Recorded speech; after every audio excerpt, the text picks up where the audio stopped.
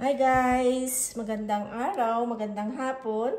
Ngayon po ay gawa tayo ng merienda. Ito, may saging ako muna overripe na. Kaya sayang naman pag itapon ko. Kaya gamitin ko na lang na snack. Gawin ko na lang siyang, ano bang tawag dito? Sabarina. I use 3 bananas.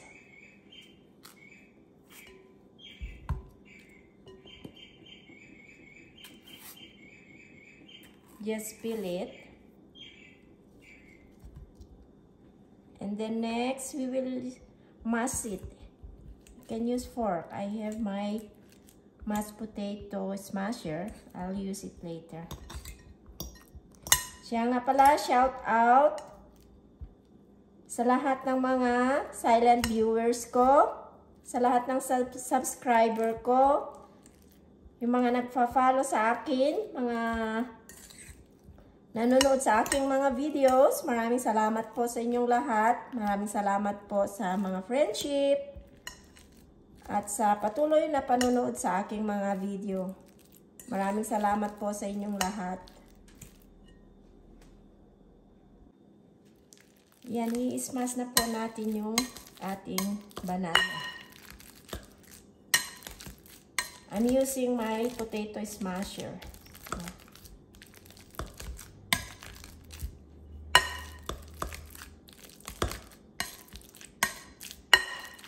Yan, smash lang po natin siya. Hindi namang necessary na masyadong pinong-pino siya. It's okay if there's any lump on it.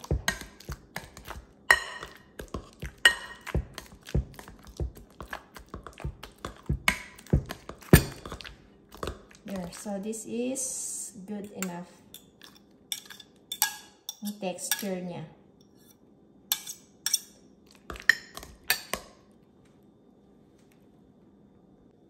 Now, let's add, I have 1 cup of sugar here. I put 1 cup of sugar. Then, mix lang po natin. Let's mix it together. And then, let's add 2 eggs.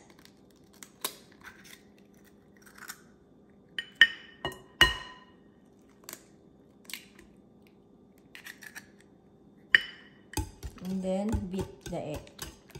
Mix lang po natin siya. Very easy snack po and healthy siya. So if you have any banana, don't throw them it away. Just cook it anything, snack or banana bread. Now let's add our flour. I have 2 cups of flour.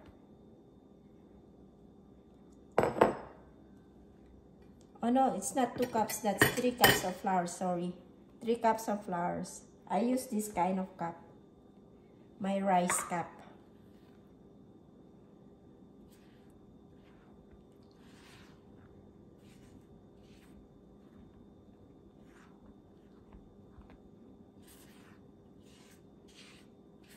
Then just mix it.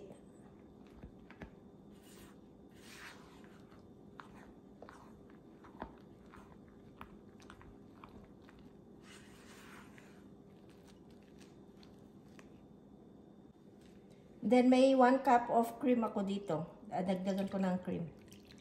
You can just do water if you don't have cream. Whatever is available.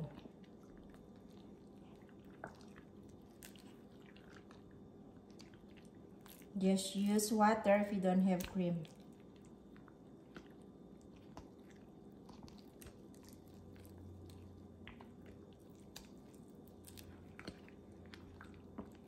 And then we'll just mix it together hanggang magka-incorporate lahat ng ingredients.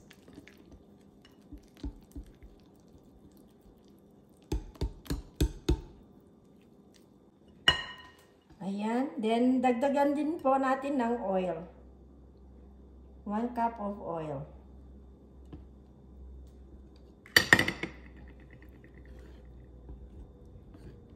Then, dagdagan din po natin siya ng vanilla. Optional lang po yung vanilla. Kung wala kayong vanilla, okay lang na wala. Optional lang po. Meron kasi akong vanilla, kaya nilagyan ko ng vanilla. Yan, then imimix lang po natin lahat. Masyadong malapot pa siya, so we have to add water para medyo runny yung texture niya. Then imimix lang po natin lahat.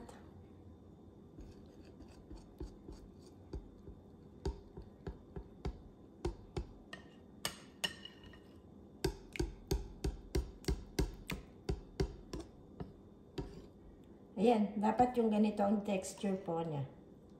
Ayan. Para kang gumagawa lang ng pancake.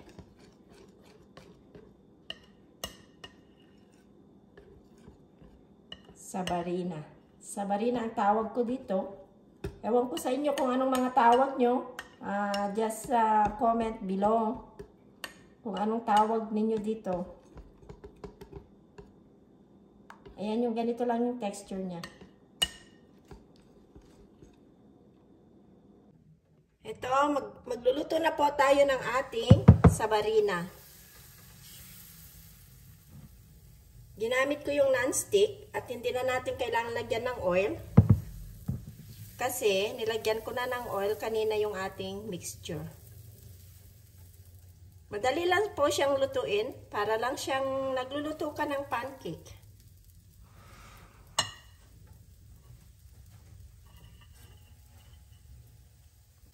Yan po, nagbabubble na yung taas ng ating sabarina. Kaya, ibig sabihin, ready to flip na po siya. I-flip na po natin ang ating sabarina.